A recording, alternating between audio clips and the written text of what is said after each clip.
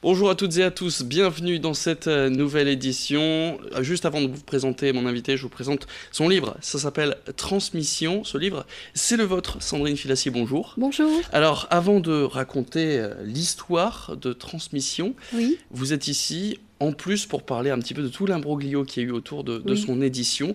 Ça, donc, on met ça entre parenthèses. D'abord, l'histoire. Transmission. De quoi ça parle?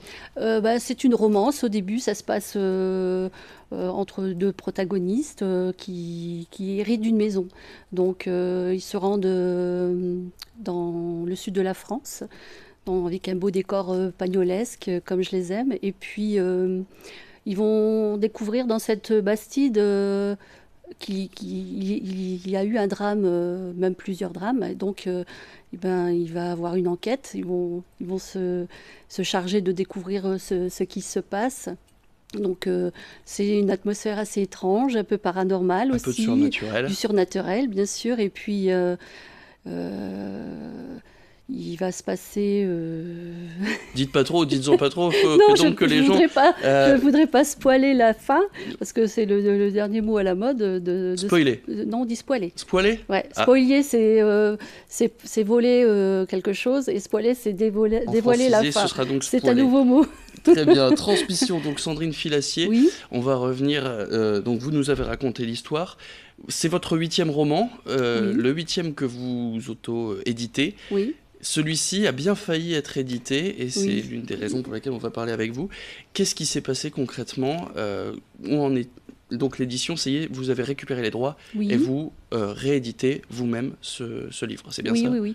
Ce qui s'est passé, c'est que j'ai eu affaire à un éditeur peu scrupuleux qui m'avait fait miroiter quelque chose de fantastique. Et puis j'y ai cru. Et puis voilà, ça s'est terminé que j'ai récupéré mes droits. J'ai attaqué en justice, mais il n'a pas répondu aux mises en demeure dont il a été... pour lesquelles il était inculpé. Donc vous aviez porté plainte. Voilà. Il n'y a pas de suite judiciaire, vous n'avez pas de nouvelles pour l'instant? Non, pas de nouvelles du tout. Ça s'est arrêté comme ça. Je pense que je ne vais pas continuer parce que je vais pas... J'ai récupéré mon livre, il vit, il est né, il est là, il est en bonne santé. Et puis voilà, pour moi, c'est du passé. Parce que cette mésaventure m'a permis maintenant de me faire connaître.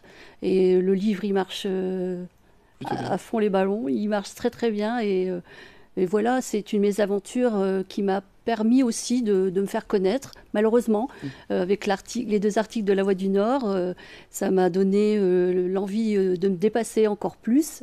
Et puis, j'ai beaucoup encore à offrir. Et puis voilà. Quand on est auteur comme vous, avoir une maison d'édition qui s'intéresse à un de ces livres, concrètement, ça change quoi? C'est-à-dire que quand on est auteur, on aimerait faire que ça, écrire.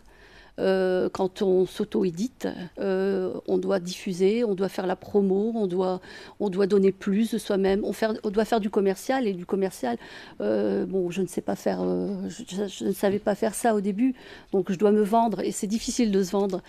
Quand on a un éditeur, il prend tout en charge, il a ses sites, il a ses réseaux, il nous met en avant, on nous trouve aussi dans les librairies, dans les rayons, que là, mon livre, on le trouve partout, mais il faut le commander. Donc c'est un peu plus compliqué à se faire connaître. Est-ce que vous disiez tout à l'heure être tombé dans un piège? Qu'est-ce qui aurait dû vous mettre la puce à l'oreille? Et quel conseil vous donneriez à quelqu'un qui vient d'écrire un livre et qui souhaiterait être publié? Déjà, je dirais que quand on est un jeune auteur et qu'on voudrait se faire publier, de vérifier que l'éditeur lui-même ne publie pas non plus de livres. Parce qu'en fait, il se met en avant, il crée une entreprise, une micro-entreprise, il est seul, et il produit ses livres et rien ne compte... Là, vous parlez du coup de l'éditeur que vous avez contacté, voilà. qui lui publie. Il faut vérifier que cet éditeur ne publie pas lui-même. Après, comme je ne peux pas donner de conseils... vous avez l'expérience? J'ai une expérience, mais voilà... comment dire, il y a des bons éditeurs, il y a des moins bons, et savoir les reconnaître, c'est quand même difficile. Du coup, est-ce que cette expérience vous a donné envie de seulement vous auto-éditer? Non, pas du tout. Non, je cherche toujours un éditeur. Même si j'ai déjà traversé plusieurs rues et puis que j'ai pas trouvé, pas trouvé d'emploi. J'ai pas trouvé d'éditeurs qui me publient. Ça se trouve pas comme ça. Donc, mais je vais quand même continuer à frapper aux portes et puis à me vendre aussi, à prouver que mes livres en vaut la peine. Très bien. Et ma peine aussi. Transmission, donc vous l'avez auto-édité. La suite pour vous, du coup, c'est trouver des maisons d'édition. Vous avez d'autres livres sur le feu qui vont bientôt sortir ? Oui, j'en ai 4 autres écrits. Alors j'en ai un qui frôle les 800 pages qui s'appelle Les yeux de charbon. Ça raconte l'histoire d'une petite fille du Nord, justement. C'est une histoire qui parle de la mine, du passé, des drames qu'elle a vécus aussi. C'est un roman psychologique, celui-ci. Après, j'en ai écrit un autre sur la Shoah. Je ne vais pas divulguer le titre parce qu'il n'est pas encore déposé. Je veille beaucoup à ça. Surtout quand on écrit un livre et qu'on le termine, surtout le déposer. Et moi, je dépose tous mes livres à Copyright France et au moins je suis tranquille. On ne sait jamais, vu que je suis tombée dans un piège, qui me dit que le monsieur aurait pu prendre ce livre et puis... l'exploiter ailleurs, vu qu'il voulait me faire une traduction en anglais et en Espagne, donc peut-être qu'il se trouve dans un pays, on ne sait jamais, mais j'espère pas. Voilà. Donc ça, d'autres livres sur le feu, mais ça on en reparlera plus tard, vous reviendrez nous les présenter, évidemment. J'en ai écrit un autre aussi sur la vie après un proche qui s'est suicidé. Donc ça me touche énormément et puis... voilà. J'aime passer des messages dans mes livres. En général, il y a toujours des questionnements et c'est pas simplement une fiction ou une histoire. Il y a toujours. C'est pour ça que la palette est aussi large. C'est que vous touchez un petit peu tous les sujets. Je touche un petit peu tous les sujets parce que j'arrive pas à me cantonner dans une collection. En fait, j'ai même eu des réponses d'éditeurs qui m'ont dit mais on ne sait pas dans quoi vous placez parce que vous touchez un petit peu tout. Et puis des fois, je ne corresponds pas à la thématique du moment aussi.